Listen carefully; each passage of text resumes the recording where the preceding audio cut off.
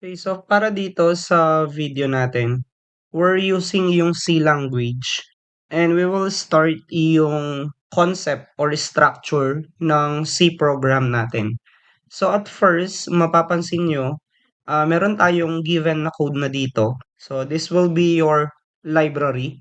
So ibig sabihin ng library is a compiled tools na magagamit natin dito sa program natin. Example of tools na magagamit natin is will be yung tinatawag natin na printf. Ang printf ay ginagamit siya para makapag-print ka sa mismong console mo. Yan yung makikita ng mga users natin. So, ang ibig sabihin lang yan, gagamit tayo ng input and output. So, yan ngayon yung sa library natin. And this will be yung structure ng C program natin. So, ibig sabihin, meron kang main function. Inside ng main function mo is dito ka magko-code or dito mo nilalagay yung business logic ng program mo. So, example na gagawin natin dito is we will use yung tinatawag natin na printf. So, sa printf natin, meron siyang opening and closing parenthesis. And inside niyan ay meron tayong quotation sa loob. Ibig sabihin, magpiprint ka ng string. Ano ba yung string?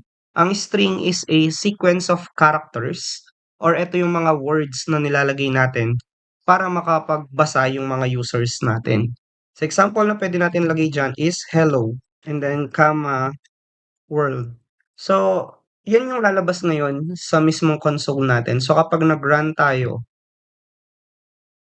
oops, sorry, wala siyang, sabi niya, error expected semicolon kasi nakalimutan natin yung semicolon at the last part. So, every part ng code natin is meron siyang semicolon para i-execute or sabihin sa program natin na tapos na yung line of code na ito.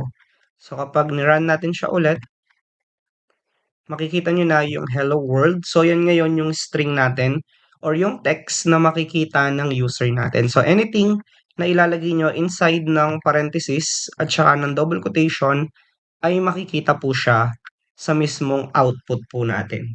So, ito yung basic or concept structure ng C language po natin.